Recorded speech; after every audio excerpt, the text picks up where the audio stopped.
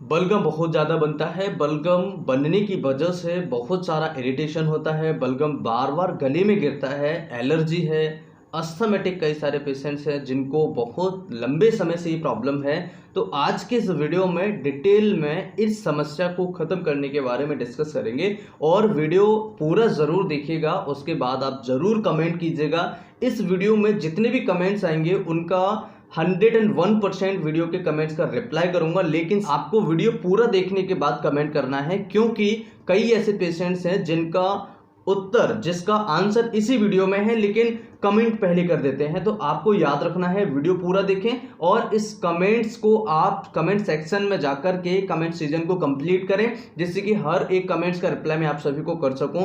आज के इस वीडियो में 100% आपकी समस्या ठीक होने वाली है, क्योंकि आज का ये स्पेसिफिक वीडियो उन्हीं पेशेंट्स के लिए, उन्हीं मरीजों के लिए जिनको बलगम बहुत ज़्यादा बनता है और जिनको बलगम की समस्या लंबे समय से है। तो सबसे पहले ये समझिएगा कि बलगम होता क्या है और बलगम बनता क्यों है। देखिए, जब भी हमारे शरीर में कोई ऐसी चीज़ जाती है या कोई ऐसी बीमारी है जो हमारे शरीर के लिए बहुत ज़्यादा प्रॉब्लम क्रिएट कर सकती है, या कोई ऐसी चीज़ है जो हमारे शरीर के लिए कंपैटिबल नहीं है, तो उसके अगेंस्ट हमारे शरीर की जो प्रतिक्रिया होती है वो निकल के आती है। अब एक एग्जांपल से समझिएगा कि मान के चलिए हमें कोई खुशबू अच्छी नहीं लगती है, या हमें कोई खाने की चीज़ अच्छी नहीं लगती है, या हमें कोई कपड़े अच्छे नहीं लगते। जो कपड़े हमें अच्छे नहीं लगेंगे तो हम उन्हें पहनेंगे नहीं, लेकिन जो ज़बरदस्ती से हमें वो व्यक्ति या कोई दूसरा व्यक्ति कपड़े पहनाने की कोशिश करें जो हमें पसंद नहीं है, तो हम क्या करेंगे, उसे गुस्से में आके उन कपड़ों को फेंक देंगे। तो ये क्या है? ये एक प्रतिक्रिया है, ये एक रिएक्शन है। हमारी बॉडी का हमारा एक रिएक्शन है, क्योंकि हमें वो चीज़ पसंद नहीं है इसलिए हमने उसे उठा के फेंक दिया। करेक्ट? इसी तरीके से जब हमारे शरीर के लिए कोई चीज़ कंपेटिबल नहीं है, हमारा शरीर उसे एक्सेप्ट नहीं कर रहा है, तो उसके अगेंस्ट प्रतिक्रिया होती है। तो ये आई थिंक बहुत ही स्पेसिफिक एग्जाम्पल होगा। कमेंट करके मुझे ज़रूर बताना कि ये एग्जाम्पल आपको कैसा लगा। अब यहाँ पर समझिएगा कि बलगम बनता क्यों है। एक छोटी सी कॉज होती है जिसकी वजह से बलगम बनता है। कोई बड़ी बीमारी नहीं है, लेकिन बड़ी बीमारी हो भी सकती है, क्योंकि बलगम बनने के कुछ रीजन होते हैं। सबसे पहला रीजन होता है एलर्जी होना। अगर किसी मरीज को किसी पर्टिकुलर चीज़ से एलर्जी हो तो उस मरीज को बलगम बनेगा।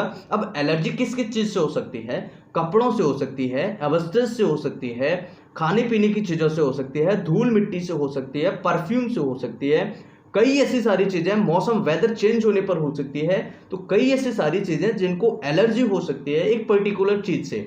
जब एलर्जी होगा और वो उस एलर्जी के कांटेक्ट में जाएगा, जैसे धूल मिट्टी से आपको एलर्जी है, धूल मिट्टी के कांटेक्ट में आप गए तो आपको बलगम आना, छींक आना, नाक से पानी आना, आंखों में जलन होना, आंखों में रेडनेस होना, आंखों से पानी आना, इस तरह के सिम्टम्स आपको तुरंत हो जाएंगे अगर आपको एलर्जी है तो।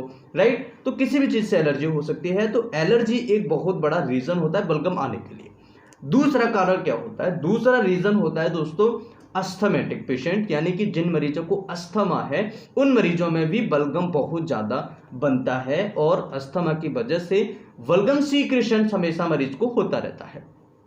इसके अलावा दूसरा और तीसरा रीजन होता है ब्रोंकाइटिस, यानी कि जो हमारे ब्रोंकस होते हैं उनकी समस्या होना। जो हमारी सांस नली है, सांस नली आगे चल के दो में डिवाइड हो जाती है, एक लेफ्ट में और एक राइट में। इनके आगे चल के ब्रोंकस बनते हैं, ब्रोंक्यूल्स बनते हैं और एल्वोलाइज बनते हैं। तो ब्रोंकस में अगर कोई प्रॉब्लम है, यानी कि जो हमारी श्वास नली है, जो रेस्पिरेटरी ट्रैक्ट है, जो रेस्पिरेटरी ट्री है, उसके जो एयरवे में अगर कोई स्वेलिंग होता है, अगर कोई दिक्कत होती है, ट्यूमर होता है, कोई प्रॉब्लम होती है, तो वहाँ पर उसकी वजह से भी आपको बलगम बन सकती है। इसके अलावा बलगम बनती है छोटे बच्चों में निमोनिया में, यानी कि निमोनिया का जो केस होता है उसमें बच्चों को घड़ घड़ जैसी आवाज़ आती है, तो उसमें बलगम वहाँ पर इकट्ठा होता रहता है धीरे धीरे, और उसमें भी मरीज को दिक्कत हो सकती है। तो निमोनिया में छोटे बच्चों में दिक्कत आती है। इसके अलावा ओल्ड एज में, जिनकी उम्र ज़्यादा 60 साल 65 साल से ऊपर होती है, उनमें भी बलगम बहुत ज़्यादा बनता है। अगर उन्होंने दूध खा लिया या डेयरी प्रोडक्ट्स कोई भी खा लिया या ज़्यादा तली भुनी चीज़ें खा ली, तो उससे भी उनको बलगम बनना स्टार्ट हो जाता है। ये भी एक रीज़न होता है। इसके अलावा लंग कैंसर, यानी लंग कैंसर के पेशेंट्स में भी बलगम बहुत ज़्यादा बनता है। इसके अलावा ट्यूबरकुलोसिस यानी टीबी की बीमारी के मरीजों में भी बलगम बहुत ज़्यादा बनता है। इसके अलावा मरीज को अगर फाइब्रोसिस वगैरह है या उसके साथ में कोई अदर एसोसिएटेड डिसीज है तो उसमें भी उस मरीज को, लंग्स की कोई बीमारी है तो उसमें भी उस मरीज को बलगम बनने के चांसेस बहुत ज़्यादा होते हैं। या फिर गले में कोई दिक्कत है, PND पोस्ट नेजल है, या फिर मरीज को साइनसाइटिस है, जो फेस की आसपास हमारे साइनसेस होते हैं उनमें अगर कोई प्रॉब्लम है, उनमें अगर सूजन है, या किसी मरीज को डायवेटेड नेजल सेप्टम है, तो ऐसी सिचुएशन में भी कई मरीज होते हैं जिनको बलगम बनने की समस्या लगातार बनी रहती है। अब बात करें कि ट्रीटमेंट क्या है और कैसे इसे ठीक कर सकते हैं, तो सबसे पहले एक चीज हमें ध्यान रखनी होगी, जिन मरीजों को ये समस्या होती है उन मरीजों में हमें एक चीज कॉमनली ध्यान रखनी होगी। सबसे पहला क्या, कि उन मरीजों को जिस चीज से समस्या है उस चीज से दूरी बना लीजिएगा। सबसे बेस्ट तरीका मैं आपको बताने की कोशिश कर रहा हूं, जिन मरीजों को जिस चीज से समस्या है उस चीज से दूर हो जाइए, सबसे पहली चीज। दूसरी चीज, डेयरी प्रोडक्ट्स कम खाने की कोशिश कीजिएगा, यानी कि जिन मरीजों को एलर्जी रहता है, जिनको बलगम ज़्यादा बनता है, उस दौरान उन मरीजों को कम से कम डेयरी प्रोडक्ट्स लेने की कोशिश करनी चाहिए और बाहर की चीज़ें कम से कम खाने की कोशिश करनी चाहिए। मेरा ओपिनियन है कि आप इन चीज़ों को कुछ दिन के लिए बंद कर दें तो ज़्यादा बेटर होगा, राइट।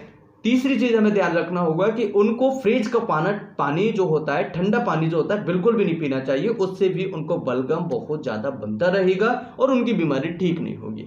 अब बात करते हैं मेडिसिन के बारे में। तो मेडिसिन आपको क्या लेनी चाहिए? मेडिसिन है Walsham Peru-Q medicine. Walsham Peru-Q medicine बहुत स्पेसिफिक मेडिसिन है बलगम के लिए। जिन मरीजों को लगता है कि उनकी छाती में घड़घड़ घड़घड़ जैसी आवाज आती है, बलगम जम जाता है, बलगम बाहर निकालना है, तो वाल्सम पेरू-क्यू मेडिसिन बहुत स्पेसिफिक मेडिसिन है। बलगम निकालने के लिए सबसे बेस्ट मेडिसिन वाल्सम पेरू है। और इस मेडिसिन को कैसे यूज करना चाहिए, कब यूज करना चाहिए बलगम के मरीजों में, तो याद रखें 10 से 15 बूंदें आप दिन में 2 बार सुबह एंड शाम को ले सकते हैं।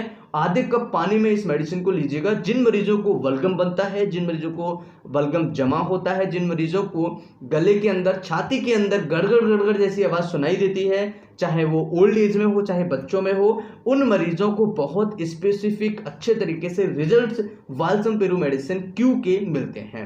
तो वाल्सम पेरू क्यू मेडिसिन हम दे सकते हैं 10 से 15 दिन के लिए दे सकते हैं। बच्चों की बात करें तो बच्चों को एक बार इस मेडिसिन लेने से पहले अपने पीडियाट्रिक डॉक्टर से सलाह लें, या फिर पास में जो चिकित्सक है उससे एक बार जरूर सलाह लें। इसके साथ में अर्जेंटम नाइट्रिकम बहुत स्पेसिफिक मेडिसिन है दोस्तों। जिन मरीजों को घड़घड़ गड़गड़ जैसी आवाज़ आती है, जिनको बलगम जमा रहता है, जिनको बहुत ज़्यादा लंबे समय से बलगम बनता है, तो अर्जेंटम नाइट्रिकम भी बहुत अच्छी मेडिसिन है। 200 पोटेंसी में दिन में 2 बार सुबह एंड शाम को ले सकते हैं। 10 से 15 दिन के लिए मेडिसिन आपकी चलेगी। और इस मेडिसिन को वाल्सम पेरू-क्यू मेडिसिन और अर्जेंटम नाइट्रिकम मेडिसिन के साथ में कम से कम 2 घंटे का डिफरेंस होना चाहिए। 2 घंटे बाद एक मेडिसिन लें और उसके बाद दूसरी मेडिसिन लें। तो इस बात को आपको प्रॉपर तरीके से ध्यान रखना होगा और आप अपनी समस्या को ठीक कर सकते हैं। इस तरीके से आपकी जो समस्या है बलगम बनने की, बलगम जो आपको लगातार बनता है, उससे आप ठीक कर सकते हैं। आई होप कि वीडियो आप सभी के लिए बहुत ज़्यादा हेल्पफुल होगा। वीडियो अच्छा लगे तो लाइक करें, शेयर करें।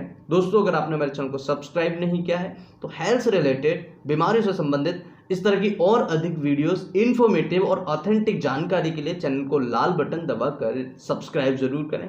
बेल नोटिफिकेशन ऑल पर क्लिक करें और ज़्यादा से ज़्यादा शेयर करें। जय हिंद, जय भारत।